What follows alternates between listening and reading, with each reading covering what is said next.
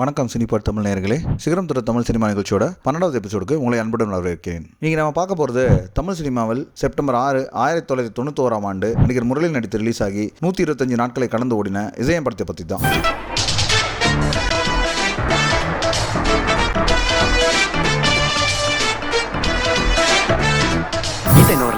இப்பதான் போறத பார்த்தேன். ஷுவர்? ஆமாண்டா, இதுக்கு தான் கண் டாக்டருக்கு படிக்கணும்ன்றது. வா. சும்மா சும்மா பகல்லையே தண்ணி அடிக்க ஆரம்பிச்சிட்டீங்களா? Very good very good. என்னது ரிப்ளெக்ஸா மெக்டோவலா ஜானி வாக்கரா? Doctors brandy sir. எனக்கு இந்த ஊரை சுத்தறதுல சுகம் இல்ல, அவளை சுத்தறதுல.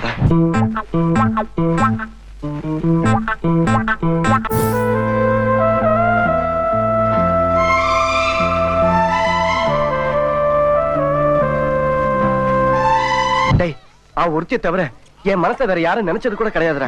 நம்ம கலாச்சாரம் ஒண்ணு அந்த அளவுக்கு கெட்டு போல. சாரிடா மச்சான், மனுஷன் நாகரிகத்தையே வளர்த்தது காதல் தான் கேள்விப்பட்டிருக்கேன். அதை நான் உங்ககிட்ட தானே பாக்குறேன்.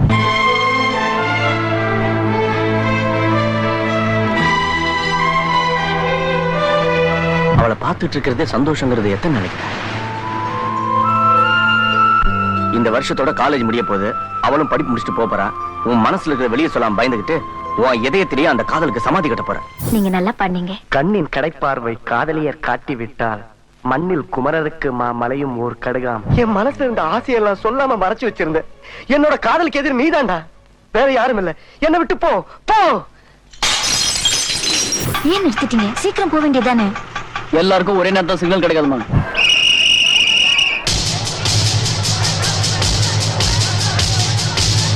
உங்க இதயத்தில் உதிச்ச காதலும் நிரந்தரம்னா ப்ளீஸ் அவனுக்காக கொஞ்சம் வெயிட் பண்ணுங்க.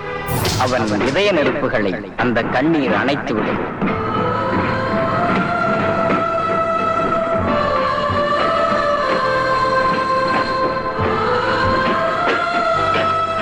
இயக்குனராக அறிமுகமான கதிர் 90 காலகட்டத்தில் பொண்ணுங்க கூட பேசுறதே பெரிய குற்றமாக பார்க்குற கிராமங்கள் ரொம்ப அதிகம். அதில் காதலுக்காக ஏங்கி அந்த காதலில் சொல்ல முடியாமல் தவித்த பல முரளியோட கதையாக இந்த படத்தை டைரக்ட் பண்ணியிருப்பார். ஹீரோயினாக அறிமுகமான ஹீரா அவங்களோட முதல் படத்திலேயே ரசிகர்கள் மனசில் இடம் பிடிச்சிட்டாங்கன்னே சொல்லணும். இந்த படத்தில் நடிகை ஹீரா அப்பர் மில்கில் சென்னை பொண்ணா ரொம்பவே அழகாக நடிச்சிருந்தாங்க. அவங்களோட தோற்றமும் அதுக்கேற்ற மாதிரி அமைஞ்சிருந்தது. இந்த படத்தோட வெற்றிக்கு முரளி மற்றும் ஹீராவோட ஜோடி பொருத்தனமும் ஒரு காரணம்னு சொல்லி ஆகணுங்க. பத்தாவதுக்கு இளையராஜாவோட மியூசிக் ஒரு பெரிய பூஸ்ட். குறைவான இன்ஸ்ட்ருமெண்ட்ஸ் பயன்படுத்தி வாலியோட லிரிக்ஸில் இந்த படத்தில் வர அனைத்து பாடல்களுமே சூப்பர் டூப்பர் ஹிட். அதுலேயும் பொட்டு வைத்த ஒரு வட்ட நிலா, இதயமே இதயமே சாங்ஸ்லாம் காதலர்களோட காவிய கானம்னே சொல்லணும். இதுவே இயக்குனர் கதிரும் இளையராஜாவும் சேர்ந்து பணிபுரிந்த ஒரே படம். இந்த படத்தோட ஏப்ரல் மேல சாங்ல தான் மெயின் டான்ஸரா அறிமுகமானார் நம்ம பிரபுதேவா மாஸ்டர். சென்னை ஆர்ட்ஸ் காலேஜில் டிகிரி முடிச்சுட்டு டைரக்டர் பாக்யராஜ் கிட்ட அந்த 7 நாட்கள் படத்துல டிசைனிங் யூனிட்ல வேலை பார்த்தாராம் கதிர். அப்பதான் அவருக்கு அசிஸ்டன்ட் டைரக்டர் ஆகணும்னு ஒரு ஆசை வருது. உடனே அவருடைய ஃப்ரெண்டான டைரக்டர் மற்றும் நடிகரான பாண்டியராஜனோட கன்னிராசி படத்துல அசிஸ்டன்ட் டைரக்டரா வேலை பார்க்குற சான்ஸ் கிடைச்சதான். தொடர்ந்து ஆண் பாவங்கிற படத்துலையும் அசிஸ்டன்ட் டைரக்டரா ஒர்க் பண்ணிட்டு இதயம் படத்தோட கதையை வச்சுட்டு 3 வருஷமா சான்ஸ் ஏறி அலைஞ்சிருக்காரு டைரக்டர் கதிர். அதுக்கப்புறம் தான்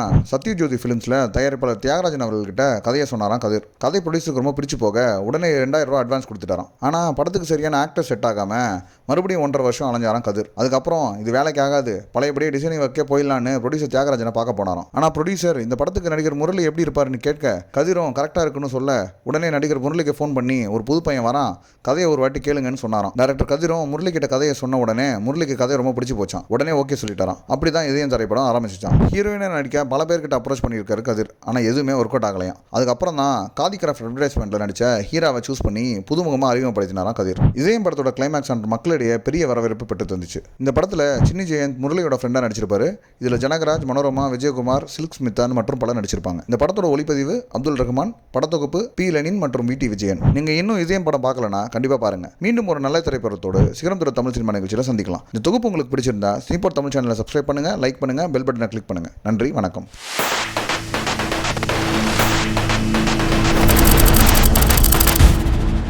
Thank you.